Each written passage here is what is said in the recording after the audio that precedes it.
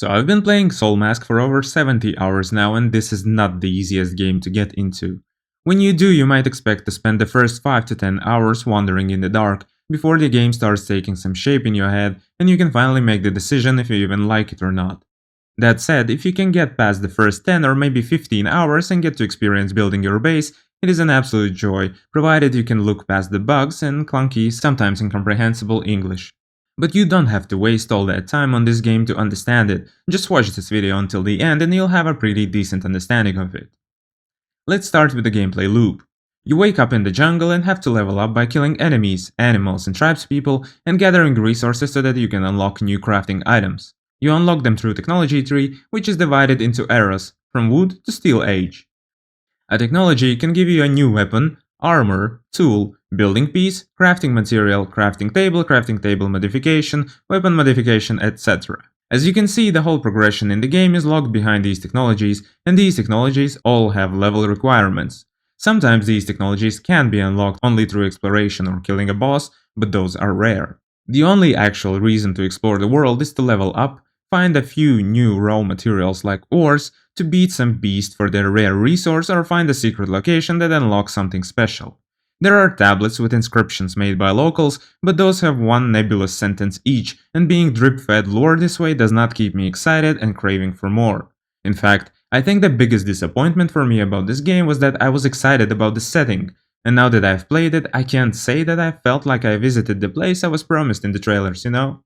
Oh, and yes, you can recruit tribesmen to do your work for you and fight for you, but you don't have to look far and wide for some unique tribesmen, they're all mostly the same. The only difference between them is how high their skill cap will be. And you can farm the same tribe camp over and over for new tribesmen as much as you like, as they respawn frequently. Eventually you will have a magnificent base that houses a bunch of tribesmen, and unless you play on one of the servers and want to fight other players, there is not much else to do. So what is the problem with the game? Well, on top of what I already mentioned, the game tries very hard to be like Palworld, and it succeeds in some parts like automation, which is very good to have of course, but it fails in one very important aspect.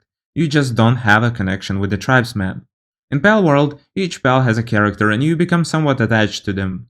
In this game, they're all just carbon copies of each other.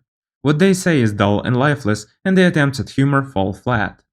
Similarly, the world is vast, but it lacks character and lore. All you find there is enemies and never anything else. I don't understand the point of having a map that you need hours to traverse when the world is devoid of anything interesting. But I admit that this might just be my single player experience and it might be much more alive with real players in public servers. That said, public servers contravene enjoyment of the game. The game has a big problem with slowness of progression, and you lose interest quicker than you are able to discover and experiment with new things. So when public servers keep the default settings for leveling, and that's the experience you get when playing for the first time, it feels like a slog and you feel nothing but utter and complete disappointment in the game. So the only viable way to play without losing interest for me currently is to play on your own server or solo. If the technology tree had unlocks at every level, or did not lock certain crafts behind technology/level, it could be more enjoyable, I reckon. Speaking of the technology tree, it's very weird as you might feel like you have some say in how you develop, but there's very few technologies that you can actually skip. For example, you might try to mine copper ore with your pickaxe, but only get stone in return. And 5 minutes of confusion later, finally understand that this message is not a suggestion on how to mine quicker. It's a requirement for receiving copper, and you need to research and craft bone pickaxe first. It's far from the only thing that doesn't make sense. The whole game is riddled with nonsensical things, and it has no business making simple things so complicated. Like, why am I supposed to manually click on each save file to find which one was my last manual save? Or let's say I want to repair a stone axe. Over here it's showing me that I have enough materials to do that, but insufficient materials. Okay, I'll withdraw them from my chest. So now it works. Now, let's say I want to repair this beast bone tool. I cannot. I have to go to a craftsman's table. And now I cannot repair it just like that, I have to first move it to the table's inner inventory. Now, armor has to be repaired at the armor forging bench, and weapons are repairable at the weapon table, unless, of course, you have had the technology tree reset, hoping to get some of the points back. Then, instead of a repaired weapon, you'll get the error that you need an unlocked crafting table. And then there's also a repair bench that cannot repair any of my items. Makes no sense. And what's with this visual effect? You might think it's some graphic setting or your computer glitching, but no, it means you're low on food, water, or sleep. The first time I saw it, I had to Google what it was because the game did not make it clear what was wrong. At that point, I had spent several in-game days without sleeping once, which is one of my biggest pet peeves here.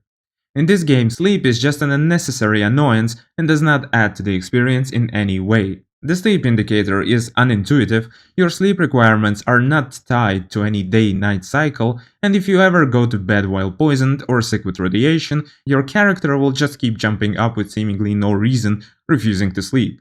And if you're already too tired to move, you can't even do anything about these status effects. There is no bed that you can make to sleep out in the field, only the bed that requires special crafting table. So if you find yourself tired, unable to move, and without a full frame bed in your inventory, that is it. There is nothing you can do but load a previous save, that is, if you have one. And sleep isn't even called sleep or tiredness, it's called morale. One of the core mechanics of the game is converting and interrogating tribesmen by lowering their HP and clicking E, and it's hella hard to do that in the mess of a battle. And because you need to lower their HP first, just one hit from someone in your party can kill that scout or tribesman and take away your chance at revealing the map. Yes, to remove the fog of war you need to interrogate these scouts, and it's tough luck if you accidentally kill them. Another core feature is barbarian invasions, but in the 70 hours I played the game, I never once got raided by more than one crazy barbarian. There are other features in this game that are half-baked and not well thought through. For example, the game seems to want to convince you that stealth is a viable tactic in the game by giving you mods for noise reduction, disguise, etc. But when you sneak around your enemies, you cannot even loot the chest behind their back. You'll get the error that there are enemies nearby. So, what was the point of all that stealth again? And every enemy and point of interest in the game has a range. You enter it and suddenly everyone's at you. Then you leave that area and your enemies retreat. Sure, other games do it this way too, but in this game it reaches ridiculous levels that you'll only understand if you play yourself.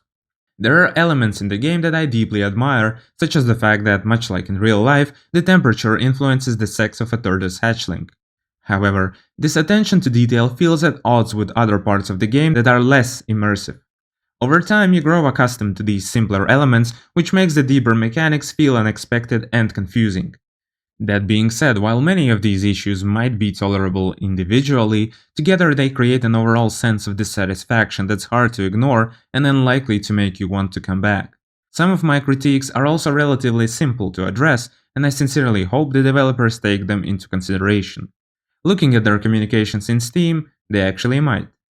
I am also pretty sure that playing multiplayer is hella fun with the invasions and sieges, but I just can't bring myself to play it with the commitment that it requires. There's a hard cap on how long you can stay logged out of the game. If you play an official server and leave for longer than a week, your tribesmen will stop harvesting materials to keep your bonfire lit, and your base will crumble. You lose everything except your character. This doesn't really appeal to me. But wait, is there anything good that you can say about the game? You'll ask me. Of course! This game punches well above its weight. The amount of mechanics packed into this game is massive, even though not all of them are polished and work well together. I enjoyed building my base, but the progress was just too slow for my taste. Unfortunately, fighting is pretty basic, but it still is fun. Not because you mostly mash the same few buttons, but because of all the chaos happening around you. My favorite thing is to set the maximum amount of deployed tribesmen to 10, go to some enemy barracks and just watch the chaos unfold, betting on which of my tribesmen get out of it alive. That's actually a major redeeming quality of the game. It lets you adjust every setting, so if you don't like something you can just change it. And if you feel like the game is becoming a slog, just change some parameters to level up faster or deal more damage or such, and it'll be fun again. Another thing that I really like is that there is almost no inventory management in this game. As soon as you can build chests in your base, you can build a bunch, set them to different categories, and then just drop all your stuff, restricting access for your tribesmen if you want to.